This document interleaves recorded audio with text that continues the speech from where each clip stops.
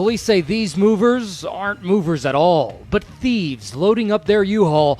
We did call the cops, and the cops said there was nothing they could do. But I only have this much money. Like this is the budget I have to move. You know, she was in an abusive relationship, and she only had $1,800, and they completely just took this woman over the coals. Her move ended up being like $4,000. They took all her stuff. I'm sick to my stomach. I can't eat. I can't sleep. Who wants that stuff? Nobody but me. All my ornaments, all my Christmas stuff, all of our furniture. We're living on air mattresses right now. How can someone do this to us? So let's just say you're getting ready for that big move. Maybe it's a fresh start, a new city, the next chapter of your life. But what if the real nightmare isn't packing boxes? What if it's the moving company that you hire to move all of your belongings? Today we're exposing some shady moving scams where some companies are no more than professional thieves, and they're just ready to drive off with all of your life's possessions and leaving you with nothing but empty promises and a really big headache. From bait and switch pricing to straight up stealing your stuff, we're breaking down how exactly these scams work, who is being targeted, and how to protect yourself before you sign anything. Tonight, a family in Atlanta hiring movers found online, their belongings never seen again. ABC's Gio Benitez with the important warning tonight. Tonight, police say these movers aren't movers at all, but thieves loading up their U-Haul, some $75,000 worth of furniture. Wow. Our stuff is gone. The Atlanta homeowner says she's embarrassed to show her face because she hired the movers through an ad on Craigslist. She says the movers were supposed to take the furniture to her new home and never showed up at that new house. We lived in this house for over 10 years. We built a life here, memories. We have items that are irreplaceable that's on that truck. The stolen truck found the next day, empty. Tonight, police are looking for these two men, apparently brought in by Bumblebee Movers, an Atlanta-based company contacted by the homeowner. It's a cautionary tale for anyone looking for movers. Of course, find a reputable company. And check that your mover is registered, and if they have a history of complaints, at protectyourmove.gov. And try supervising the loading and unloading. And David, all that family recovered, a box of their personal documents and their $20 deposit. We tried to reach that moving company, but we've not heard back. It's probably because they don't even exist. Yeah, always check to make sure that the moving company is registered. Also make sure that they are insured. I actually had a friend that hired a moving company once that did not have the proper insurance and they didn't verify before the move, and there were several items broken during the move. The moving company had no insurance, and so those items that were broken were just never compensated for. So me and my family were just scammed thousands of dollars by a moving company. And this is your warning before it happens to you. So the original quote that we were given for the move was $400, which we agreed to. When they loaded all of our belongings into their box truck and shut the door, my mom gets a phone call from the office saying that we owed an additional $3,000 and we were not able to get our items until we paid it. When we panicked and told them we weren't going to pay all that money, they told us the situation was just going to get worse from here. They would take our items to Fort Lauderdale. We live in Pinellas County, Palm Harbor, Florida. They were going to take our items to Fort Lauderdale and start charging us storage fees. And we would have to pay more fees to get it delivered back to us once we decided to actually fork up the money. So this is a known scam. It is called moving hostage. There's a few different variations of what they call it, but they quote you a low price to get the business. And then once they have your items in the truck, they hold it hostage. We did call the cops, and the cops said there was nothing they could do. It was a civil matter. In front of the cops, the company was demanding we pay via cash or blank money orders. We had to go to Publix. We could not get $2,500 cash from the bank. So we did have to go to Publix and get money orders. We took photos of each of them. We filmed us handing it to the movers, and then they dropped all of our things in the garage, which, not to mention, 90% of our items were completely damaged. They dropped us safe down the stairs, delivered it to us upside down, and destroyed the stairs of the house that we were leaving. If this has happened to you, or you know somebody who is moving soon, please share this. This is a more common than you think scam, and it needs to stop. We are reporting it to every channel that we can think of. We're calling the Attorney General, the DOT, anywhere that we can get advice on filing reports. I know that we probably won't get our money back, but I don't want them doing this to a family ever again. Honestly, guys, it's such a sad scam. They have gotten a lot of families with this. And I was watching story after story last night. I could not sleep. I was so stressed that it happened to me and my family, but grateful that we had the money to cover it. I read stories about families who actually did have their things taken away and they were sleeping on air mattresses on their floor. It is awful. It shouldn't happen to anybody. So from what I can tell, this whole scam with holding your merchandise hostage until you pay a higher amount, this one can be very, very difficult to avoid. The only way I think you could avoid this scam entirely is to just read reviews on the company to see what people are saying. I have used professional movers probably 3 times in my life, and every single time they provide you with a quote. The quote is just simply an estimate based on the items that you tell them that you have. Like they'll ask how many couches, how many TVs, how many pieces of furniture, approximately how many boxes. And they'll give you this estimate based on what you tell them. They also usually quote a certain amount of hours based on how long they think it's going to take. Every single time I have used professional movers, I have always paid more than I was quoted. And so I would have to wonder if that is the circumstance of her story. I mean, yeah, it did sound like they were being a wee bit aggressive with their, we're gonna take your stuff here, we're gonna drop it off, we're gonna do all this, you better pay us. But the reason why I think a scam like this is really hard to avoid is because there is, in my experience, rarely a company that will just simply charge you exactly what they think they're going to charge you. Usually it always ends up being more because, let's just face it, work is usually underestimated in most cases. But even if it is a legit moving company, holding your stuff hostage and being really threatening with like how they're just gonna like drop all of your stuff off somewhere, that's completely inappropriate and unnecessary. In her 1 year with the company, the name of the business changed 4 times, from Public Moving Services to Flagship Van Lines. She would get a new phone, a new alias, but the charade would stay the same. The business would rack up complaints, lose its license, then change names and do it all over again. And federal authorities now believe this may have gone on for the last 5 years. Distraught, enraged, defeated. It has been 35 days and we don't know where our things are. A $4,000 cello, china from my mother that we can never get back. The letters from my dead father, every single thing we own is in that load. These are a few of the many customers who would call Sabrina Rivera and practically beg the moving company they hired to return their things. And they were promised, oh yeah, you'll have your stuff in 3 to 4 days. Promise to the world. And were delivered a nightmare. We spoke to Rivera through Facebook Messenger from South Florida. She started work at the moving headquarters there last June when it was called Public Moving Services, a business purportedly based in North Carolina. Then the name changed and changed again and again.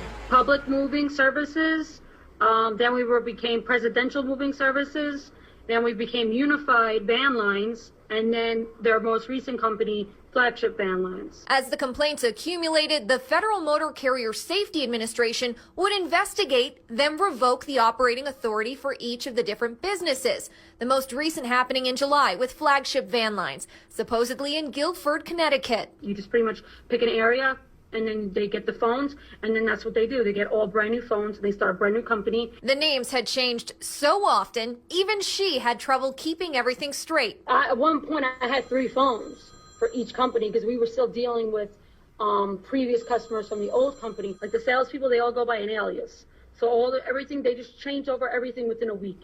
Did you ever have an alias? I did. My name was Tatiana in Unified. I was Brenda under Flagship, and I was Jasmine under Presidential. I was Sabrina for Public. What did stay consistent? Their sales practices. She said they were instructed to lowball quotes and then increase estimates on loading day. They quoted us about $2,200 and... See what I'm saying? A lot of moving companies, they will give you a quote, but it's extra shady to purposefully give a low quote so that your bid is accepted, because that's what will happen a lot of times. At least that's what we did. We would get, bids of several moving companies, and we'd pick like 3 moving companies. We'd get bids from all of them, and the lowest one is usually the one that we went with, as long as the company was reputable and checked out. But to purposefully give a lower bid to get the business just to jack up the prices on moving day, that is really, really, really dirty. In the end, we ended up spending over $5,000, about $5,400 and some change. Rivera remembers one exchange in particular. She was like, I only have this much money. Like, this is the budget I have to move. She was in an abusive relationship, and she only had $1,800, and they completely just took this woman over the coals. Her move ended up being like $4,000. They took all her stuff, all her kids' stuff. Rivera was fired in June. She says she wasn't willing to write fake reviews, so they promoted someone else to her full-time position. And when asked why she didn't come forward sooner, she said she had plans to, but wanted to collect more information on the owners of the business, Sergey Verlan and Andrei Shuklin. Those are the 2 that are creating this havoc. Wow, so she was fired because she didn't want to write fake 5-star reviews. That's something else too. I know that we talked about checking the reviews of the company. Don't look at the 5 stars, look at the 1 stars. The 1 stars are going to matter because ratings can be padded with fake 5-star reviews. We saw there employees were creating accounts and giving these companies 5-star reviews to make it look like it was reputable. Don't look at the 5 stars, look at the 1 stars. See what the bad stuff people have to say about these companies are. That's what's going to be the most important when moving day comes. In Florida, Davina Trafficander caved and paid an extra $7,000 to reclaim her furniture. SOBs. Finally. And when Amanda Peterson's stuff arrived in Arizona, items were damaged beyond repair. This is how they delivered my expensive TV back to me. You consider them bandits? Oh, absolutely. Pennsylvania Senator Dave Argall passed a bill to crack down on scam movers. Good. He says the underground market is hurting legitimate businesses. We kept getting complaints about consumers who were being ripped off. Something would be, broken in the move, some old artifact from great-grandma. And, of course, they found out that while they thought they had hired real legitimate movers, they had hired bandits. Argall says legitimate business owners are also being targeted. Josh Hall owns a Florida moving company called Spartan Van Lines. He says that rogue movers are illegally using his company name. A definite impact on the business. Hall estimates business is down 50% because... Yeah, that's something else that people are doing too. They are claiming that they are part of a reputable company when they're not. And so not only are people getting scammed out of money and losing their items, but the businesses that these scammers are trying to replicate, they are also suffering as well because people think that the scammer is with their company even though they're really not. The negative reviews generated by the other Spartan Van Line, a company that says they're located outside Philadelphia. Spartan Van Line told us their hub with a fleet of trucks was located here at this Doylestown, Pennsylvania address. But when we arrived, we were told all they have here is a mailbox. Over 1,000 miles away in Hallandale, Florida, we tracked down the company owner, Joshua Vaknin. He refused to talk on camera, but denied all accusations of fraud. Of course he did. In her empty apartment, Dolores is still recovering from surgery. This is your retirement? Yeah. No personal belongings? No. No furniture? Wow. No. No clothes? No. This is it. Wow. God, man. So this couple here, they have a pretty long story. I'm probably going to jump around and cut some stuff out because their video is 8 minutes long. And they are basically talking about how it wasn't a moving company that ended up scamming them, but a moving broker. Brokers are a thing too. There's actually a few horror stories about using a moving broker and not to do it, to hire a company directly, and this is why. And I went on to a bunch of different websites and I put my information in to get a quote, and it sent our number and email to 1,000 different companies. And within the first hour, I got calls from like at least 20 companies. And so we ended up going with this one that was based out of Florida, I think, but they ended up just being another broker. It was really weird because they didn't advertise themselves as like a brokerage company. It was like, we are a moving company. So that's our red flag number one. They gave us a quote and it was honestly pretty reasonable. It didn't seem like too low that it seemed sketchy, but it wasn't like super high that like we couldn't afford it. So we went with them and we had to put down a 50% deposit. So we paid our deposit in June and we locked in our move date for like, what was it, July 27th? Yeah. July 27th. So from the time we put our deposit down until June 27th, we had not heard anything from these people. Nothing. And I was like, are they gonna ghost us? Like, this is weird. Had told us like, okay, we will call you the day before. We will tell you, okay, we're gonna be there. The truck's gonna be there at this time. The day rolls around, they never call. 3 or 4 days in a row. And then sometimes they'd even just put me on hold and say, let me call and figure out where the truck is. And then they put me on hold and never come back. We had our backup plan like totally set in stone and we were like, okay, I think this is what we're gonna end up doing. So Zach called the brokerage, decided to see if we could get a refund. Okay, so I know I've skipped a lot, so I'm just gonna tell you what they were talking about so we don't have to listen to the first 4 minutes of them saying this. Apparently when this brokerage wasn't really communicating with them the way that they wanted to, they started feeling like they were getting ghosted. They came up with a backup plan where they were just going to get a U-Haul and hire local movers to move everything into a U-Haul and then actually pay somebody to drive that U-Haul across country for them. It was still going to be super expensive, but it was going to be cheaper.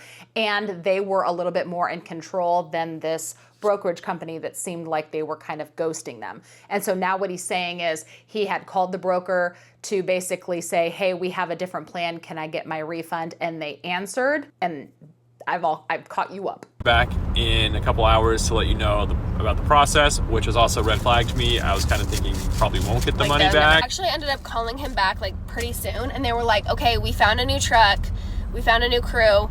They can be at your house in an hour to pick your stuff up. And so suddenly when they want a refund, oh, we found a truck, we found a crew. Before they were putting them off. They were like, oh, they're delayed, they'll be there eventually, they don't show up, yada, yada, yada. And then suddenly when they want a refund, boom, there's a truck that can be there in an hour. Like, for real? So we say yes, they come later that day, they pick up our stuff, and we went and got like 4 or 5 different air tags and we like spread them out in our stuff and like kind of hid them and zip tied all of our boxes closed so that we were able to track our stuff along the way. Big reasons we went with them is because they promised and like wrote it down, sent me an email that they would be in Virginia within 5 days.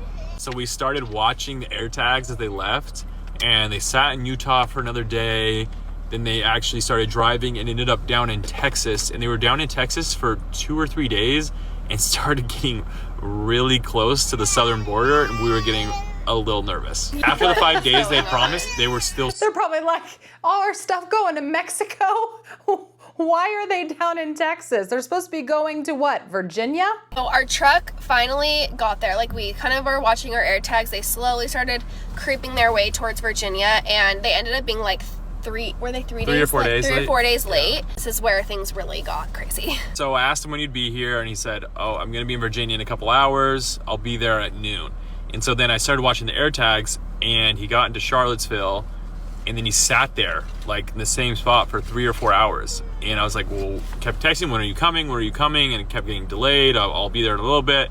And so come to find out, the broker that had hired him hadn't paid him for any of the jobs coming across the country. And so now he wasn't going to unload our stuff until he got paid for all of the jobs he had done, because we're the last job on the truck. The guy was basically holding our stuff hostage, and he was like, I'm literally not going to give you your stuff until these people pay me. So we're just going to wait it out, and I'm going to hold on to your stuff until I get. So the broker was supposed to pay this guy, and he was, and the broker was not paying this driver. This driver had done all these pickups, all these drop-offs all over the country. This family's stuff was the last drop-off, and that driver hadn't seen a penny yet and was deciding to hold the stuff hostage until the broker paid him, which I can understand that. I get it, but that's the broker's fault. It's not the family's fault. Don't punish the family by taking their stuff. Okay, well it's not our fault. Yeah, it wasn't our fault. Yeah. We've done everything that we needed to do, and so it just was like, he just wasn't going to give us our stuff. So I ended up convincing him, the driver of the truck, to come to the house. We'll start unloading the stuff, but I'll call the brokerage and tell them that our stuff's being held hostage and I can't get our stuff. You need to pay him. And in the meantime, we'll be unloading the truck, and I'll just kind of keep up the story with the brokerage to try and force them to pay him. So he comes over. Luckily, he was really nice. He was a great guy, actually. And so we started unloading the truck. And so I called the brokerage. Guy gets a call from the brokerage saying, what's going on? Why are you doing this? Why are you holding this stuff hostage? We're going to pay you, blah, blah, blah. And the guy's like, I've been trying to get paid this whole time. You still keep lying to me, saying money's going to come, money's going to come, money's going to come. And so what ended up happening was actually pretty crazy. The brokerage had to Venmo me and then Zelle me money that I had to then go out. And so I actually ended up writing a check to the driver and paying him for the brokerage. So we ended up being the middleman between the brokerage and the trucker. Wow. The truck Which driver. is like supposed to be the brokerage's job. So bizarre.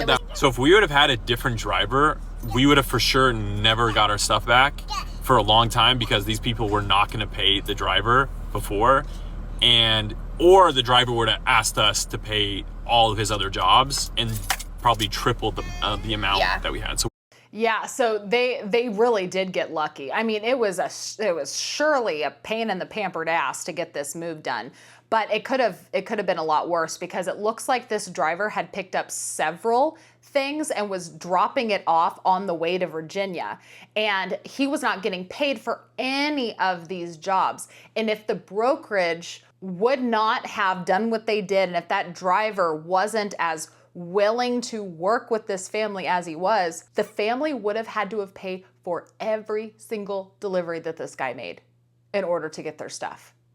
And who knows how much more money that would have been. I mean, wild. Brandy and Alex Apollinaris will tell you themselves. Don't do what we did. They trusted the wrong people. I'm sick to my stomach. I can't eat. I can't sleep. The family of 5 made a big move last month from Aurora, Colorado to Forney, Texas. Went online to look for moving companies. Alex found AAA Moving Group out of Florida. They are a moving broker. AAA hiring a local mover. See, there's another broker.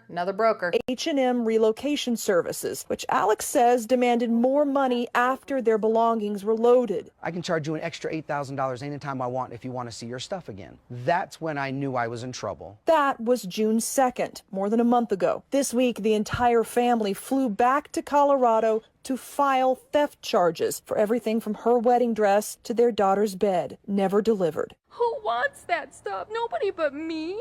All my ornaments, all my Christmas stuff, all of our furniture. We're living on air mattresses right now. How can someone do this to us? I'm not threatening, I'm exposing. If this sounds familiar, Contact Denver 7 reported on H&M Relocation Services just this year, holding a Longmont cancer patient's heirlooms for more than 4 months. Our stories prompting a criminal investigation and her items returned. We're working with the Federal Motor Carriers Safety Administration. They handle a lot of complaints, so I'd like to make it a larger case and involve the Attorney General's office, or at least other agencies. In these cases, moving brokers that referred H&M washed their hands of any responsibility. We found AAA has dozens of complaints with federal regulators who could investigate. So there's been an evolution in moving scams. I think that's natural with any scam. Consumer advocates with Move Rescue say broker fraud is happening more and more frequently. Best thing you can do is to simply avoid associating with these brokers because they're the ones that are going to put you in a bad Update. Breaking tonight, the owner of a Colorado moving company is behind bars. There after we Contact go. Denver 7. There's a little bit of justice. The owner of the moving company is behind bars. Exposed years of customer complaints. And our consumer investigator, Jacqueline Allen, is joining us live in studio tonight. This has been a long time coming. It definitely has. We have been covering this for years. We still get emails almost every week about H&M Moving and David Zoda. All this time, customers telling the same story. H&M or David Zoda packs up their things, disappears for weeks or even months, then wants thousands more to either deliver the goods, often damaged, or leave them in a storage facility. The Contact Denver 7 has now confirmed that yesterday, Denver police arrested David Zoda, whose real name is Hussein Nemat Zara, on charges related to moving allegations. Now, to give you an idea of just how much this means, here's the reaction from one former client when I told her this mover has finally been arrested. I screamed, I cried, I was so excited, I can't believe it. My kids thought, what's going on with mommy? And I'm like, the guy who stole our stuff is arrested, and he is going to finally be charged with just the horrible thing that he did to us and so many other people. And I'm just so happy. I can't believe it. I just can't believe it. I think that is a really good place to end, because unfortunately, with all of these stories of people being scammed by moving companies, there is no good resolution. These companies just reinvent themselves, they change names, they change phone numbers, they don't even use their real names as the owners. The person that was caught for the H&M moving that we just watched, it wasn't even his real name. So a lot of these people that are running these scam moving companies, they're not using their real names. Many of them are never ever held accountable. And so they are left to just keep doing it over and over again. So that leaves us needing to do our due diligence to protect ourselves to avoid this from happening to you or me. Thank you so much for watching. If you like and appreciate these kind of videos, make sure to hit the thumbs up before you leave. While you're down there, don't forget to subscribe and ring that notification bell. That way you're notified whenever I post my next video. Thank you again so much for watching, and I will see you guys in the next one. Bye.